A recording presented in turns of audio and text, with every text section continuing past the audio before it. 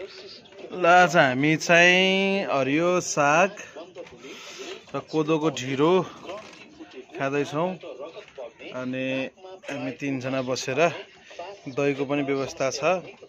दही पनि छ हामीसँग, दही, हरियो खुर्सानी, आटो बनाउने बुढी। अनि अब हामी खान्छौँ, हेर्नुस् तातो ढिँडो कसरी खान्छौँ हेर्नुस् है।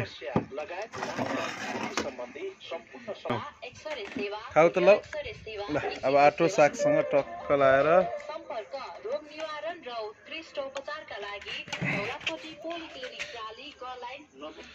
मिठो छ। काँक्रा कस्तो छ त? काँक्रासँग खाऊ त। ठिक छ नि? ठिक छ। दही हामी खाँदैछौँ टक्क लाएर। बुवा उता बस्नुहुन्छ अहिले। दही पनि खाऊ त। ल दही पनि ल, ठिक छ। अब ल बुवाले पनि सुरु गर्दै हुनुहुन्छ। अनि आटो खान, साग र आटो आउनु बुवा। एउटा हरियो खुर्सानी टक्क लाएर खानुहोस्।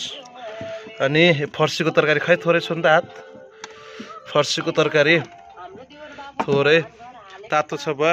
अब आटो र साग खानुहोस्। खानुहोस् त। ल बुवाले पनि ल सुरु गर्नु भइसक्यो। अनि यहीँ आधा भइसक्यो। अब मेरो पालो छ। कोदाको आटो, ढिँडो, दही,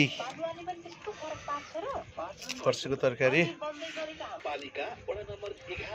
राम्रो हुने रहेछ होइन? भयो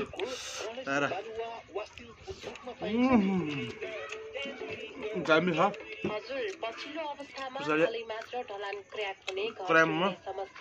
अनि हरियो साग, आटो, ल्याम्मा, काँक्रा पनि ल्याम्मा, दही छ। आगो फुल्दै अर्ग्यानिक। अब धेरै जस्तो यस्तै खानुपर्ने छ स्वास्थ्यका लागि। दामी मिठो छ। थोरै फर्सीको तरकारी पनि छ यतातिर। फर्सीको तरकारीसँग खान्छौँ कस्तो हुन्छ। फर्सीको तरकारीसँग पनि ढिँडो धेरै मिठो हुन्छ। साग फर्सीको तरकारी भए पनि झन् मिठो होइन? कस्तो हुन्छ त है। दामी छ बुढीले बनाएको ढिँडो। एकदम इलास्टिक छ, फ्यान्टास्टिक छ, प्युर छ, हट छ, दामी छ। फर्सी र आटो पनि मिठो हुन्छ है। खुर्सानी चाहिँ हुनैपर्छ, हरियो खुर्सानी।